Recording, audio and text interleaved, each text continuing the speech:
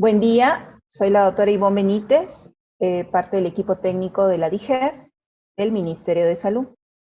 Vamos a continuar con la unidad 3, de estimación del riesgo de desastres en salud, con el tema 2, análisis de la vulnerabilidad en salud. Al respecto, definir básicamente qué es vulnerabilidad. ¿Qué entendemos nosotros por vulnerabilidad en el contexto de gestión de riesgo de desastres? Es la susceptibilidad de la población, la estructura física o las actividades socioeconómicas de sufrir daños por acción de un peligro o una amenaza. Debemos entender también de que la vulnerabilidad es uno de los componentes bajo los cuales nosotros vamos a poder determinar un nivel de riesgo. Es decir, nosotros tenemos la amenaza, que ya se ha tocado en anteriores temas, lo que es la amenaza, lo que es el peligro, y esta se analiza junto con la vulnerabilidad. Finalmente obtenemos el nivel de riesgo. Es un nivel de riesgo frente a cualquier tipo de peligro determinado, ¿no? Ya sean fenómenos naturales o antrópicos. Entonces, si nosotros observamos en la lámina, vamos a poder ver cuál es la interrelación que hay entre lo que es el peligro y la vulnerabilidad. Y ambos, al conjugarse, determinan finalmente el nivel de riesgo. La vulnerabilidad, asimismo, tiene tres componentes, lo que es la exposición, la fragilidad y la resiliencia. Vamos a ver a continuación cada uno de ellos. La fragilidad, como denominación, está referido básicamente a todas las condiciones de desventaja o de debilidad relativa al ser humano o a sus medios de vida, frente a un determinado peligro o amenaza. Está centrada asimismo en condiciones físicas de la comunidad o de la sociedad y es de origen interno.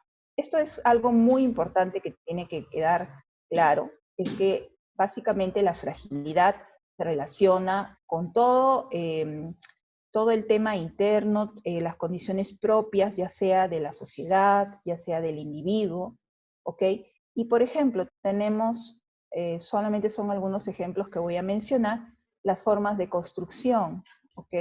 Que no sigan la normativa vigente sobre, por ejemplo, materiales que se han utilizado para esta construcción o esta edificación, o las condiciones mínimas que debe tener esta edificación. Entonces, si no se cumple con eso, esa edificación o construcción va a tener, digamos, una fragilidad frente a un determinado evento o peligro. Un ejemplo claro, por ejemplo, son los sismos como peligro. Nosotros cuando hemos tenido anteriormente eventos sísmicos, por ejemplo, notoriamente tenemos el sismo de Ica, que fue en el 2007, tuvimos un sismo mayor de 7 grados, ¿ok? Pero las edificaciones, que eran las viviendas, estaban hechas de material bastante débil, ¿no? Estaban hechas de quincha, de barro, madera, y todo eso obviamente colapsó ante este evento. Esa es una fragilidad o un ejemplo de fragilidad que podríamos tener, ¿no? El tema del material de construcción. Y también el hecho de si no cumplen con la normativa, obviamente están tienen una mayor fragilidad frente a ese determinado evento. Entonces, podemos concluir con fragilidad, que a mayor fragilidad que tenga, ya sea la población, la comunidad, vamos a tener una mayor vulnerabilidad, ¿ok? Estamos viendo, por ejemplo, la anemia. Obviamente un niño que tiene anemia, que está, no solamente anemia, sino desnutrición crónica o alguna otra enfermedad, va a tener una mayor fragilidad frente a cualquier enfermedad, sea una enfermedad respiratoria, sea una enfermedad digestiva, o cualquier otra daño a la salud, ¿no? Entonces ese niño obviamente va a tener mayor grado de riesgo de que luego pueda complicarse y pueda ocurrir, pues, digamos, alguna defunción o algún problema eh, mayor, ¿no? Otro componente que tenemos es la resiliencia. Se habla mucho de la resiliencia y básicamente la resiliencia es la capacidad que se tiene para asimilar una determinada situación y para tener la capacidad de adaptarse y de recuperarse, ¿ya? Ahora, esta capacidad de resiliencia puede ser vista desde el punto de vista del ser humano, pero también de los medios de vida, ¿no? De la misma comunidad o los medios que rodean a este poblador. ¿Frente a qué? Esta capacidad de adaptarse frente a un determinado peligro o una determinada situación. Ahora, mencionamos que la resiliencia está asociada a condiciones sociales, a la misma organización de la población, y que a mayor resiliencia, menor vulnerabilidad. ¿Qué quiere decir? Podemos irnos al ejemplo de la imagen que estamos observando. Si tenemos a un personal de salud, como ejemplo, que está capacitado para hacer, para brindar a un poblador, a su comunidad, los primeros auxilios, una atención inmediata, en foco, como se menciona, obviamente tenemos una menor vulnerabilidad en la jurisdicción, digamos, del establecimiento donde trabaja ese personal de salud, porque si ocurriera puede ser asfixia, digamos, una fibrilación ventricular o algún otro daño, este personal inmediatamente podría actuar, podría brindar los primeros auxilios y hasta salvar a una vida.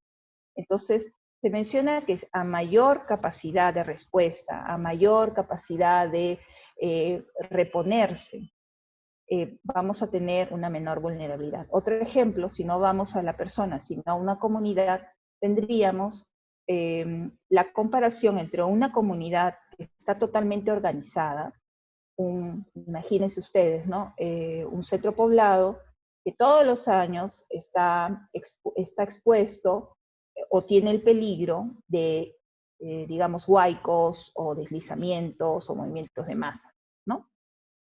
Si esa población ya identificó que todos los años tiene una quebrada por donde todos los años hay deslizamientos, y ella se organiza, establecen desde el sistema de alerta temprana, mecanismos bajo los cuales rápidamente ellos tomen acciones desde ir a zonas, tener rutas de evacuación, ir a zonas en donde, digamos, puedan resguardar su vida, hasta de repente cambiar los sitios en donde están ubicadas sus viviendas, reubicarse.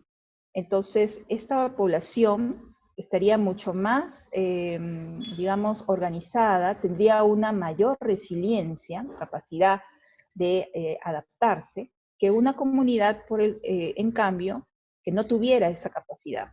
Una comunidad que simplemente, digamos, todos los años tiene deslizamientos, pero no hace nada al respecto, ¿ok? Y está, digamos, esperando que la situación cambie o que no haya lluvias tan intensas que provoquen esos huaicos, ¿no? Entonces, eso es muy importante y en realidad es una de las cosas que principalmente estamos tratando de impulsar, ¿no? Que la misma comunidad sea organizada, que tenga una mayor resiliencia. Tenemos otro componente de la vulnerabilidad que es básicamente la exposición. Cuando hablamos de exposición, estamos hablando de todas las decisiones, de todas las prácticas, de todas las acciones que el ser humano realiza y que lo ubican a él o a sus medios de vida justo en zonas de impacto de un peligro. Miren, por ejemplo, en la imagen, es un ejemplo claro.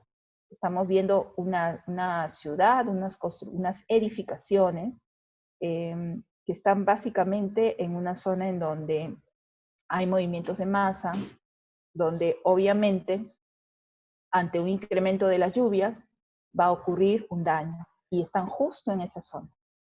Entonces, la exposición se genera por una relación no adecuada con el ambiente, que se puede deber, por ejemplo, a procesos no planificados de crecimiento demográfico.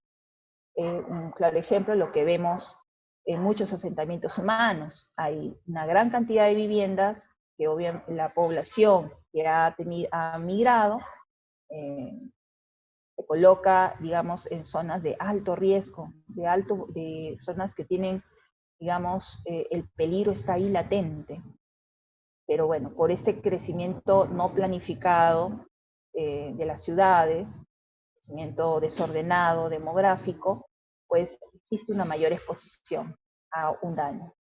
También, bueno, a un proceso migratorio desordenado, ya lo mencioné, al proceso de urbanización sin un adecuado manejo del territorio y políticas de desarrollo no sostenibles. Acá, obviamente, tenemos que tener en cuenta que si las normas no están claras, si, digamos, no existen normativas definidas o no se aplican en forma adecuada, no se están aplicando, entonces vamos a tener una mayor exposición de nuestra población. También tiene que ver mucho con la educación que le estamos brindando a los pobladores y a las comunidades, ¿no?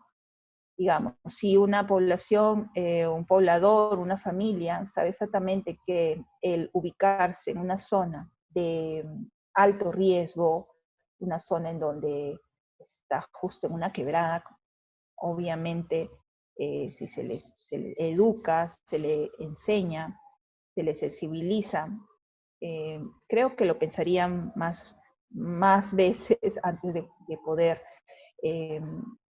digamos, colocar su vivienda en esa zona, ¿no? Entonces, bueno, a mayor exposición, obviamente, mayor vulnerabilidad de esa comunidad. Tenemos también, dentro de esta exposición, en gestión de riesgos de desastres, tenemos el tema de los elementos expuestos. Ahora, cuando hablamos de elementos expuestos, estamos basándonos básicamente en la exposición social, en la exposición económica y la exposición ambiental. Es algo interesante el que ustedes puedan ver cómo se va analizando la vulnerabilidad. Lo primero es ver el tema de la exposición social. Vemos la exposición social básicamente identificando qué población está expuesta en una determinada área de influencia a un determinado fenómeno natural. Se identifica dentro de toda en esa población, en esa jurisdicción, qué población es vulnerable y cuál no es vulnerable. Sobre la población que es vulnerable, se analiza básicamente la fragilidad y la resiliencia, pero social. ¿Ok? Acá estamos viendo el componente social. Pues vemos a la población, identificamos qué población expuesta es vulnerable, y sobre esta población vulnerable analizamos su fragilidad social y su resiliencia social. Muy bien. Ahora, en cuanto a exposición social, podemos tener, y ese grafiquito que estamos colocando acá, obviamente toda esta información está basada en el manual de evaluación de los riesgos originados por fenómenos naturales del CENEPRED, la versión 2, que identifica muy bien, ¿no?, cómo es el tema de la vulnerabilidad. En el caso de exposición social tenemos, por ejemplo, el grupo etario. Si tenemos dentro de nuestra comunidad expuesta a menores de 5 años o adultos mayores, obviamente ellos van a tener una mayor vulnerabilidad que en comparación de repente con un adulto, ¿no? O con un joven de 25 años. Los extremos de la vida, lo conocemos bien, son los más vulnerables generalmente, ¿no? Ante los diversos eventos. Los servicios educativos expuestos o los servicios de salud expuestos. Dentro de ese análisis que nosotros hacemos de población expuesta, también tenemos que ver sus medios de vida. ¿Qué tal si en esa jurisdicción tenemos centros educativos, tenemos establecimientos de salud que están también en una zona expuesta a un determinado peligro. Entonces es importante determinar qué cantidad de establecimientos o servicios de establecimientos de salud o colegios, por ejemplo, tenemos ubicados en una zona. En cuanto a la fragilidad, una vez que analizamos la exposición social, luego les mencioné fragilidad social. En fragilidad social, por ejemplo, podemos ver cuál es el material de construcción de esas edificaciones. Es obviamente muy diferente tener una edificación construida de cemento, de ladrillo, ¿no? De repente siguiendo todas las reglas antisísmicas, ¿no? Que una edificación hecha de, digamos, de madera, de quincha, ¿no? Es diferente. Y dependiendo también del evento al que estamos analizando o del fenómeno natural que estamos analizando. Con respecto al estado de conservación de la edificación, entonces es importante tener en cuenta que una edificación, ¿no? Que constantemente está recibiendo un mantenimiento, está siendo sometida a una revisión de cómo está su infraestructura, de cómo está la parte arquitectónica y otros, va a tener, digamos, una menor vulnerabilidad en comparación de otra edificación que, por ejemplo, no esté recibiendo ese mantenimiento permanente, que como consecuencia de eso puede estar teniendo ya filtraciones en el techo, filtraciones de repente de la misma infraestructura de la edificación, o tiene también grietas. Entonces, si tenemos de repente en esa zona, estamos poniendo un caso hipotético, un establecimiento de salud que nunca recibió mantenimiento, al primer sismo, así sea un sismo que de repente no es tan intenso, esta edificación puede colapsar. A la primer evento de lluvias intensas, esta edificación pues va a tener unas filtraciones de tanta intensidad que puede ocurrir de repente hasta una inundación, como hemos visto en muchos casos. Bueno, también tenemos en el tema de la topografía del terreno como fragilidad social. Si en esa área geográfica que estamos analizando, esta exposición social, observamos de que la pendiente de este terreno es más pronunciado, obviamente este va a tener una mayor vulnerabilidad en el caso de una inundación, en el caso de eventos de movimiento de masa, que una zona que tenga menor pendiente. Sin embargo, si estamos analizando de repente un tema de inundaciones, puede ser que ese terreno no tenga mucha pendiente, pero que esté ubicado en una zona digamos, que tenga, en el caso, por ejemplo, en el caso de Piura, se conoce el Bajo Piura, pero es una zona totalmente inundable. Es una zona que, digamos, por sus condiciones, es más debajo del nivel, del nivel del mar, ¿no? Tiene una altura menor al nivel del mar, y por lo tanto es una zona totalmente inundable. Hemos escuchado muchas veces que se inundó el Bajo Piura casi todos los años cuando existen lluvias intensas. Tenemos también el tema de la configuración de elevación de las edificaciones. Una edificación que tiene una mayor cantidad de pisos, ¿no? Va a tener una mayor vulnerabilidad, una fragilidad social mayor que una edificación que de repente es de un piso o de dos, ¿no? Cuando hay incumplimiento de los procedimientos constructivos de acuerdo a la normatividad vigente, si, ya lo había mencionado, si por ejemplo hay una edificación que tiene una gran cantidad de pisos, pero que no sigue ninguna norma antisísmica, pues obviamente va a tener un mayor riesgo de colapsar en caso de un sismo, así sea leve. O por último, si esa misma edificación no sigue las normativas de edificaciones, esta puede colapsar en cualquier momento. ¿ok? De repente el material con el que se construyó no es el más adecuado, no se siguieron, digamos, condiciones básicas para edificación, lo construye cualquiera, que hemos visto también que hasta la misma población hace, digamos, construye sus casas o hace un segundo nivel de su casa y no guarda pues ningún cumplimiento de la normativa de edificaciones. Ahora, podemos también hablar de la resiliencia social, ¿no? Y en realidad es algo que también se debe de analizar. En la resiliencia social, que ya teníamos claro que resiliencia es la capacidad de adaptación o de hacer frente a un evento, a una situación. Entonces, si por ejemplo tenemos una población, esta misma población está capacitándose, está muy involucrada con sus autoridades locales en temas de gestión de riesgo de desastres, obviamente su resiliencia va a ser mayor que una comunidad que simplemente no tome en cuenta, que desconoce finalmente qué antecedentes ha habido de emergencias en su comunidad, si hubo o no hubo. Entonces, esa población que no se capacita, que no tiene en cuenta ningún riesgo, ningún evento que haya ocurrido en su zona, va a tener una mayor vulnerabilidad porque su resiliencia va a ser menor. ¿Okay?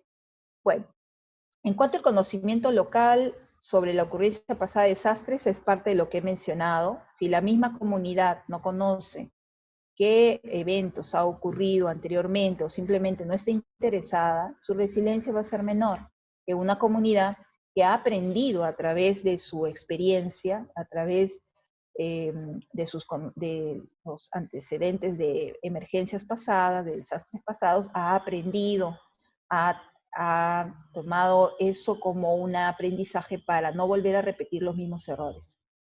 ¿Okay? La existencia de normatividad política y legal también, porque si no existe una normativa, no existe parámetros definidos que nos puedan ayudar a identificar zonas de peligro, temas por trabajar en gestión de riesgo de desastres, esa resiliencia va a ser menor, a diferencia de una sociedad que tiene muy bien establecido todo el tema de normativa en gestión de riesgo de desastres. La actitud frente al riesgo parte mucho de si esa población tiene, digamos, esa disposición, esa sensibilización o son proactivos y quieren, ante una determinada situación, quieren realizar acciones para evitar y disminuir el riesgo.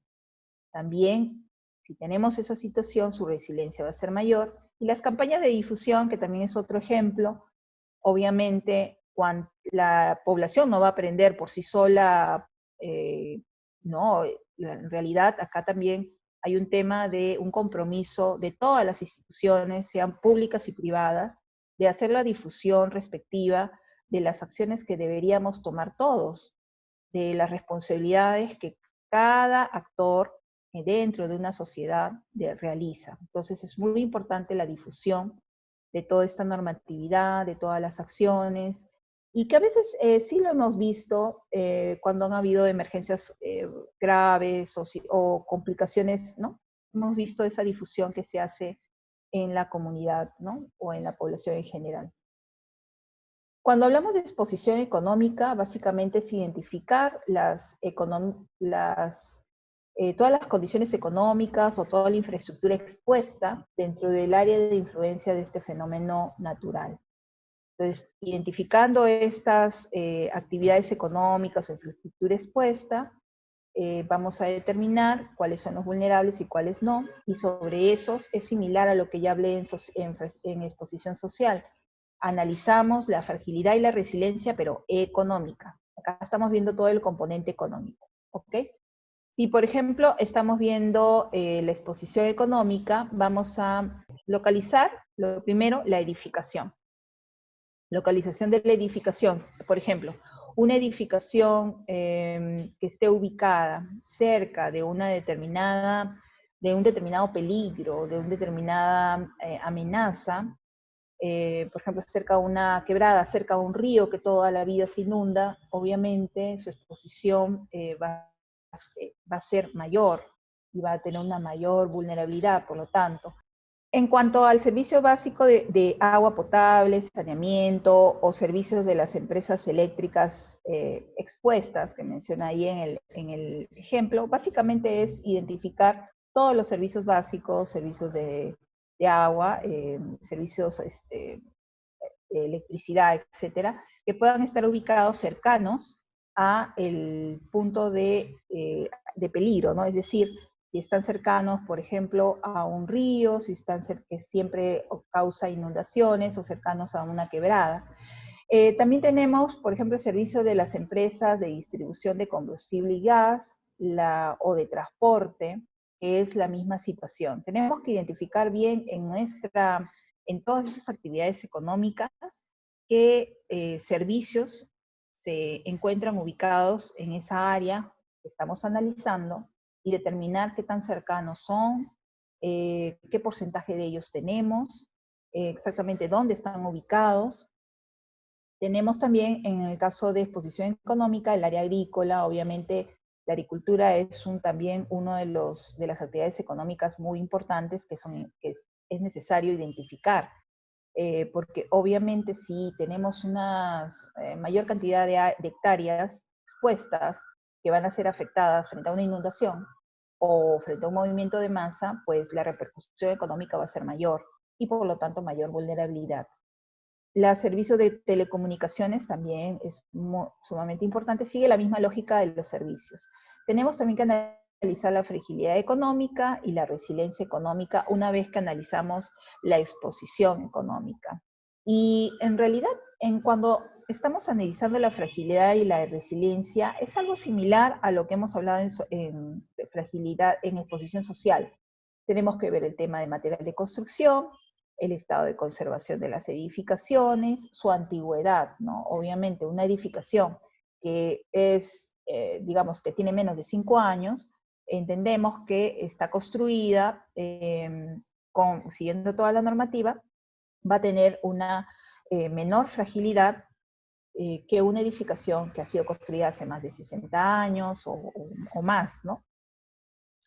Tenemos también el incumplimiento de procedimientos constructivos de acuerdo a la normatividad vigente, la topografía del terreno y la configuración de la elevación de la edificación. Esto ya lo hemos tocado también en fragilidad social. La resiliencia económica, la población que está económicamente activa, pero que está desocupada. Obviamente, si la población económicamente activa en esa jurisdicción está en mayor porcentaje de desocupada, vamos a tener una menor resiliencia económica, porque no van a tener capacidad, digamos, de poder adaptarse y no están teniendo los ingresos adecuados.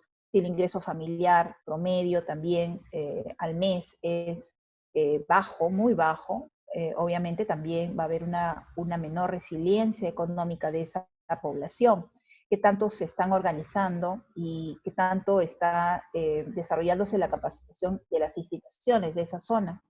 Y la capacitación también en temas de gestión de riesgo de desastres, que lo habíamos mencionado.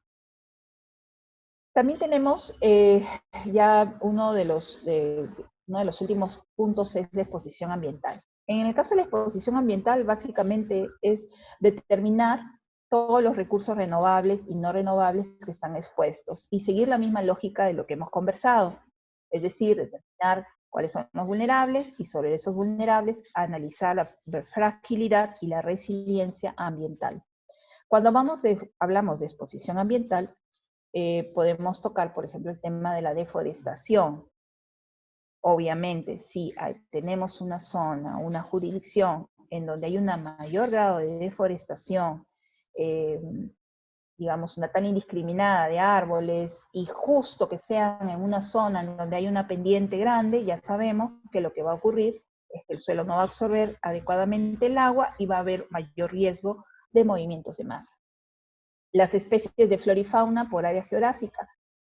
También es importante determinar cómo está nuestra flora, la fauna que existe en esa área geográfica, para determinar qué tan expuestos están a un determinado peligro, la pérdida del suelo o del agua, ¿no? Es también muy importante Tenemos también, una vez que analizamos la exposición ambiental, analizamos la fragilidad ambiental y la resiliencia ambiental, enfocándonos básicamente al componente ambiental. Por ejemplo, ver las características geológicas del suelo, como es su topografía, cuál es el componente principal de ese suelo, si es rocoso, si es arenoso, etcétera. Ver la explotación que hay en esos recursos naturales, si hay una mayor explotación de recursos naturales en forma indiscriminada y sin ninguna normativa de la conservación ambiental, vamos a tener una mayor fragilidad. La localización de los centros poblados dentro de esa área. Y en la resiliencia ambiental, todos, en realidad, señores, todo es concentrado a qué tanta normativa se está aplicando, qué tantos conocimientos tenemos en gestión de riesgos de desastres, y en el componente ambiental, si se están aplicando o no, si se está capacitando o no en temas de conservación ambiental. Finalmente, ya culminando este tema de lo que es análisis de vulnerabilidad en salud, ¿para qué nos sirve todo esto? Básicamente para determinar y estratificar el nivel de vulnerabilidad. Una vez que analizamos todos estos componentes de la vulnerabilidad y también a nivel de si es un componente social o si es económico o si es ambiental, nosotros vamos a poder identificar un nivel de vulnerabilidad, es decir, sea muy alta, una vulnerabilidad muy alta, alta, media o baja. Y, por ejemplo, ustedes pueden ver en esta última presentación, en esta última lámina, un mapa en donde están totalmente identificados a nivel distrital el nivel de vulnerabilidad que tiene nuestro país frente, digamos, a las bajas temperaturas. Entonces, y se identifica muy claramente cómo está la vulnerabilidad en ciertos distritos y sabemos todos que donde podemos actuar en la mayoría de casos, no va a ser sobre el peligro, no vamos a cambiar, no vamos a evitar que llueva o que ocurra una helada o un friaje o un sismo, eso es casi imposible, pero sí donde podemos actuar todos es sobre la vulnerabilidad. Reduciendo la vulnerabilidad podemos reducir el nivel de riesgo frente a un determinado peligro. Gobierno del Perú. El Perú primero.